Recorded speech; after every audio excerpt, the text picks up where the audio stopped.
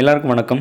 TNPSC group 4 2025க்கான ஒவ்வொரு டாப்பிக்காக நம்ம பார்த்துட்ருக்கோம். அதனோட அடிப்படையில் முக்கியமான தமிழ்நாடு அரசு திட்டங்கள், இதிலேருந்து எப்படியும் ஒரு கேள்வி இல்லைன்னா 2 கேள்விகள் கண்டிப்பாக கேட்பாங்க.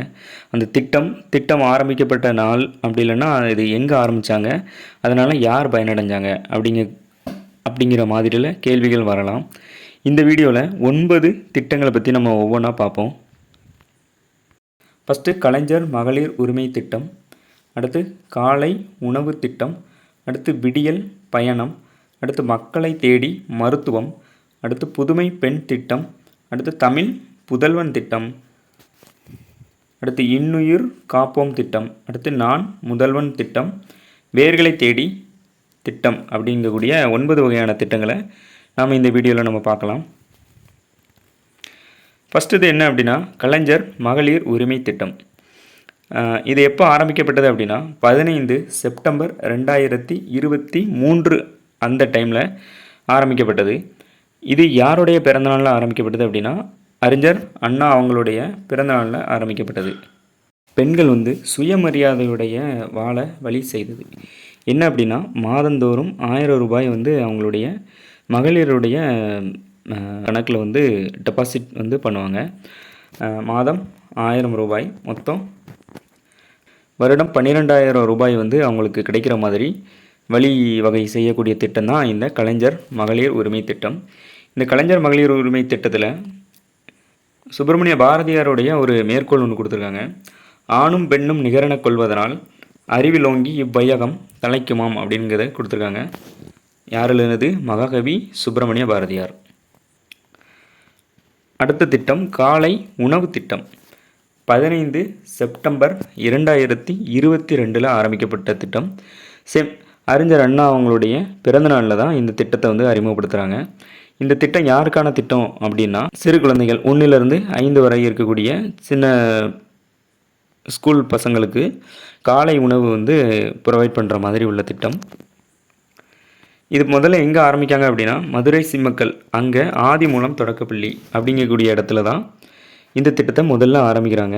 யார் ஆரம்பித்தாங்க அப்படின்னா முதலமைச்சர் ஸ்டாலின் அவங்களால தான் ஆரம்பிக்கப்பட்டது. அடுத்த திட்டம் விடியல் பயண திட்டம். 8 மே 2021 தான் இந்த திட்டத்தை தொடங்குறாங்க. இந்த திட்டம் யாருக்கான திட்டம் அப்படின்னா மகளிருக்கான திட்டம். என்ன அப்படின்னா நம்ம மகளிர் ஒரு இடத்துலேருந்து இன்னொரு இடத்துக்கு போகிறதுக்கு பேருந்தில் கட்டணம் எதுவுமே இல்லாமல் பயணிக்கலாம் அப்படின்னு சொல்லக்கூடிய இந்த திட்டம். சாதாரண பேருந்துகளில் மகளிருக்கான இலவச பயணம் மேற்கொள்ளலாம் அப்படிங்கக்கூடியது. இந்த விடியல் பயண திட்டம் மாதந்தோறும் ரூபாய் 900 ரூபாய் வரைக்கும் மகளிருக்கான ஒரு சேமிப்பு இதில் இருக்கும் நோக்கத்தோடு ஆரம்பிக்கப்பட்ட திட்டம். அடுத்த திட்டம் பாருங்க, மக்களை தேடி மருத்துவம் அப்படின்னு சொல்லக்கூடிய இந்த திட்டம் ஆகஸ்ட் 5 2021 ஆரம்பிக்கப்பட்டது. ஆகஸ்ட் 5 2021 ஆரம்பிக்கப்பட்டது. சாமணப்பள்ளி கிராமம் கிருஷ்ணகிரி மாவட்டத்தில் தான் ஃபஸ்ட்டு ஆரம்பிக்கிறாங்க. என்ன அப்படின்னா இந்த திட்டத்தோடைய நோக்கம் என்ன அப்படின்னா தொச்சாத நோய்கள் இருக்கும்ல, அந்த தொச்சாத நோய்கள் அப்படின்னா சர்க்கரை வியாதி, இரத்த அழுத்தம், இந்த மாதிரியான நோய்களுக்கு டைரெக்டாக வீட்டுக்கே போய் மருத்துவம் பார்க்குற மாதிரியான திட்டம். 45 வயதுக்கு மேற்பட்டவங்களுக்கான ஒரு திட்டம் அப்படின்னு சொல்லியிருந்தாங்க. ஸோ மக்களை தேடி அடுத்து என்ன அப்படின்னா புதுமை பெண் திட்டம் அப்படின்னு சொல்லக்கூடிய திட்டம்.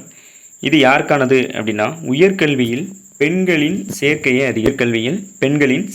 அதிகரிப்பதற்காக ஏற்படுத்தப்பட்ட திட்டம் தான் என்னது புதுமை பெண் திட்டம். எப்போ ஆரம்பிக்காங்க அப்படின்னா 5 செப்டம்பர் 2022 ஆண்டு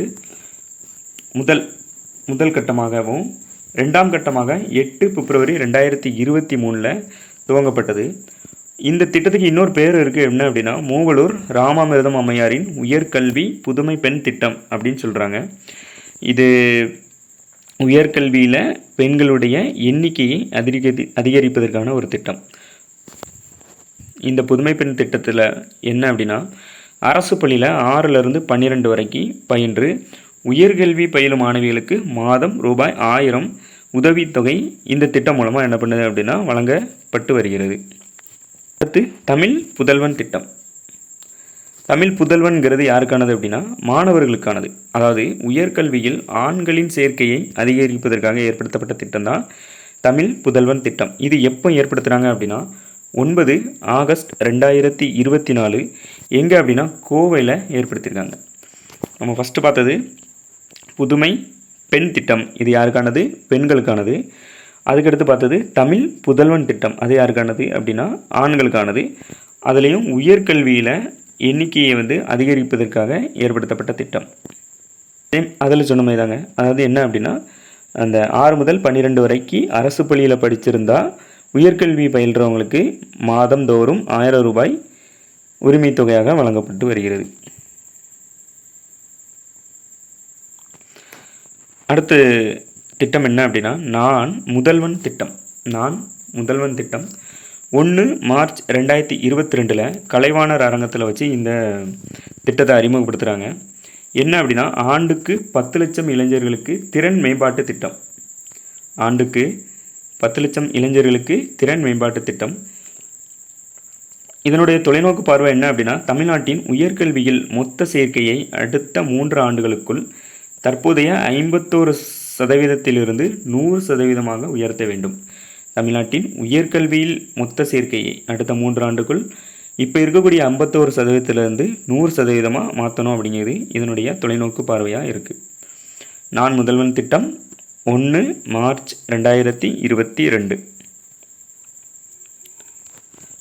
அதுக்கடுத்த திட்டம் என்ன அப்படின்னா வேர்களை தேடி திட்டம்.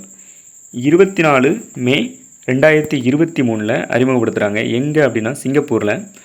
இந்த திட்டத்தோட நோக்கம் என்ன அப்படின்னா நம்ம தமிழ்நாட்டில் இருந்து சிங்கப்பூர் அங்கே இருக்கக்கூடிய வம்சாவளியை சேர்ந்த மாணவர்கள் இருப்பாங்களா, அவங்கள தமிழ்நாட்டுக்கு கூட்டிகிட்டு வந்து மதுரை, திருநெல்வேலி, நம்ம மாமல்லபுரம், அந்த சிற்பங்கள், நம்ம தமிழ்நாடுடைய பாரம்பரியம் எல்லாத்தையும் பற்றி அவங்களுக்கு நம்ம கலாச்சாரம் எல்லாத்தையும் பற்றி சொல்கிறதுக்காக ஏற்படுத்தப்பட்ட திட்டம். அதுக்கடுத்தது என்ன அப்படின்னா இன்னுயிர் காப்போம் நம்மை காக்கும் 48 திட்டம் 48. இது எப்போ ஆரம்பிக்காங்க அப்படின்னா 18 டிசம்பர் 2021 எங்கே அப்படின்னா செங்கல்பட்டில் ஆரம்பிக்கிறாங்க. இந்த திட்டத்தோட நோக்கம் என்ன அப்படின்னா சாலை விபத்தில் ஒருத்தங்க அடிபட்டு கீழே சாலை விபத்தில் ஒருத்தங்க காயமடைச்சிட்டாங்க அப்படின்னா அடுத்த 48 மணி நேரத்தில் சிகிச்சை போகும்போது ரூபாய் 1 லட்ச ரூபா வர செலவு வரும்போது அந்த செலவை நம்ம தமிழக அரசே ஏற்றுக்கிடும் அப்படிங்கிற மாதிரியான திட்டம். 1 லட்சம் வரைக்கும் என்ன மருத்துவ காப்பீடு இப்போ 2 லட்சம் வரை உயர்த்துவதற்கான தமிழ்நாடு அரசு நடவடிக்கைகள் எடுத்து வருகிறது. இதில் கொடுத்துருக்காங்க பாருங்கள். சாலை விபத்துகளில் காயமடைந்தவர்களுக்கு முதல் 48 மணி நேரத்திற்கு தனியார் மருத்துவமனைகளும் உயிர் காக்கும் இலவச சிகிச்சை திட்டத்தை செங்கல்பட்டு மாவட்டம் மேல்மருவத்தூரில் தொடங்கி வைக்கப்பட்டது. இதுவரை 9 முக்கியமான திட்டங்கள் நம்ம பார்த்துருக்கோம். இது மாதிரி நம்ம டிஎன்பிஎஸ்சி ரிலேட்டடாக நிறைய வீடியோஸ் போட்டிருக்கோம். அந்த வீடியோ நீங்கள் பார்க்கணும் அப்படின்னு நினச்சிங்க அப்படின்னா இந்த டிஸ்கிரிப்ஷன்லேயே லிங்க் இருக்குது, அது மூலம் பார்த்துக்கலாம். இந்த வீடியோ உங்களுக்கு பிடிச்சிருந்து அப்படின்னா லைக் பண்ணுங்கள், சப்ஸ்கிரைப் பண்ணுங்கள். இதில் எதுவும் டவுட் இருந்துச்சு அப்படின்னா கமெண்ட் பண்ணுங்கள். இதுபோல் மீண்டும் ஒரு வீடியோவில் மீண்டும் சந்திப்போம். நன்றி, வணக்கம்.